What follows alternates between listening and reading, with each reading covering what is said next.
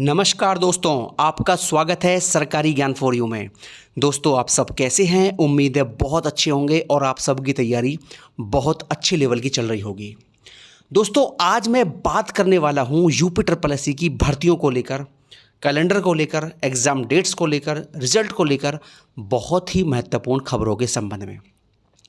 और आप सभी के लिए ये वीडियो बहुत काम का होने वाला है, इसलिए वीडियो पूरा देखें, बिल्कुल भी स्किप ना करें।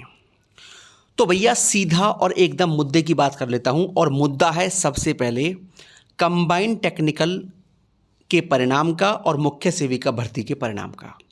तो सबसे पहले बात कर लेते हैं सीटीएस के परिणाम का। देखिए, इस भर्ती का जो रिजल्ट है वो आपको नवंबर में देखने को मिल जाएगा। ठीक है, तो कंबाइंड टेक्निकल वालों, नवंबर में आप बिल्कुल रेडी रहो, आपका परिणाम जारी हो जाएगा। रही बात मुख्य सेविका भर्ती को लेकर, इसका परिणाम को लेकर भी जानकारी यही है कि उम्मीद है कि आपके परिणाम पर से पूरी जो समस्या है वो जल्दी हट जाए, कोर्ट केस वाली, और आपका परिणाम भी नवंबर दिसंबर तक डीवी के लिए रिजल्ट जारी हो जाए। ठीक, अब दोस्तों बात कर लेते हैं कल के धरने की। देखिए, 25 अक्टूबर को यानी कि कल यूपी ट्रिपल एससी पर एक महाधरना आयोजित हुआ था। अब उस धरने की बहुत सारी खबरें आपने अलग अलग चैनल के माध्यम से देखी होंगी, सुनी होंगी, समझी होंगी। बाकी जो मुख्य बिंदु हैं उन पर मैं बात कर लेता हूं, बिल्कुल एकदम सीधा, पॉइंट टू पॉइंट, कोई टाइम वेस्ट करने वाली बात नहीं, कुछ नहीं। और असली खबर, जेन्युइन खबर क्या है, बिल्कुल वही आपको इस वीडियो में दूंगा। दोस्तों, आज हम बात करने वाले हैं यूपी ट्रिपल एससी एएनएम की जो परीक्षा 2025 में होने वाली है उसकी सबसे बेस्ट बुक को लेकर। और ये जो बुक है दोस्तों, ये है चक्षु पब्लिकेशन की, जो मार्केट में आई है। दोस्तों, इस बुक की खासियत क्या क्या है? इस बुक में कुल मिलाकर 25 प्रैक्टिस सेट दिए हुए हैं। दोस्तों, आप देख सकते हैं, ठीक है, ये आपके 25 सेट्स हैं और इसमें आप जो है शुरू से लेकर अंत तक पूरा प्रैक्टिस सेट लगा सकते हैं और अपनी तैयारी का पूरा आकलन कर सकते हैं कि आप कितने लेवल पर बैठे हुए हैं। और जो आपके प्रश्न गलत होते हैं उन प्रश्नों को आप चेक कीजिए कि आपके आंसर कितने सही हैं। और यहाँ सबसे बड़ी बात यह है कि हर प्रश्न का पूरा व्याख्या सहित यहाँ सॉल्यूशन दिया हुआ है। ठीक है, जिससे आप इन प्रश्नों को तैयार कर सकते हैं और अपनी तैयारी को 2 गुना 3 गुना ज़बरदस्त और बेहतर बना सकते हैं और यूपी ट्रिपल एससी एएनएम की परीक्षा को आसानी से भेज सकते हैं। दोस्तों, इस बुक की और खासियत क्या क्या है? इस बुक में कोई भी एरर नहीं है और इस बुक में कहीं भी कॉपी पेस्ट भी नहीं किया गया है और इस बुक को अच्छे अच्छे एक्सपर्ट्स के द्वारा भी तैयार किया गया है। तो अगर आप भी यूपी ट्रिपल एससी की एएनएम की परीक्षा 2025 में देने वाले हैं तो इस बुक को आप ज़रूर खरीदें, अवश्य खरीदें। और इस एग्ज़ाम को भेजने के लिए इससे अच्छी रणनीति आपके सामने नहीं हो सकती। तो दोस्तों, कल के धरने की जो असली खबरें हैं वो आपको बता दूं मैं। सबसे पहले बात कर लेते हैं लोअर पीसीएस के एक बड़ी भर्ती के विज्ञापन को लेकर। जी हाँ दोस्तों, अगर आप भी यूपी ट्रिपल एससी में लोअर पीसीएस में ऑफिसर बनने का सपना देख रहे हैं तो आपके सपने की शुरुआत जल्द होने वाली है। जी हाँ दोस्तों, आपने ठीक सुना, क्योंकि लोअर पीसीएस की एक बड़ी भर्ती का विज्ञापन जारी करने के लिए सचिव साहब ने बोल दिया है कि हम दिसंबर तक लोअर पीसीएस का कम से कम 1000 प्लस पदों का विज्ञापन जारी कर देंगे। बहुत बड़ी खबर दोस्तों ये है। और सबसे महत्वपूर्ण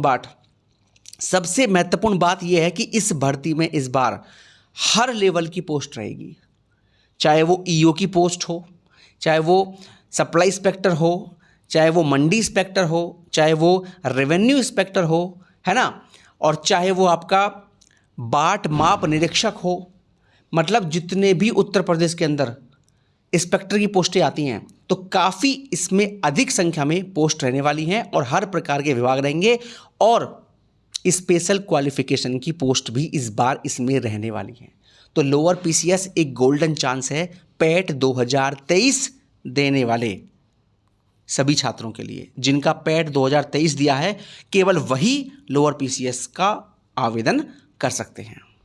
दिसंबर में आपका जो फॉर्म है वो जारी हो जाएगा और बिल्कुल रेडी रहें दिसंबर के लिए। ठीक, अब दोस्तों बात कर लेते हैं आगे।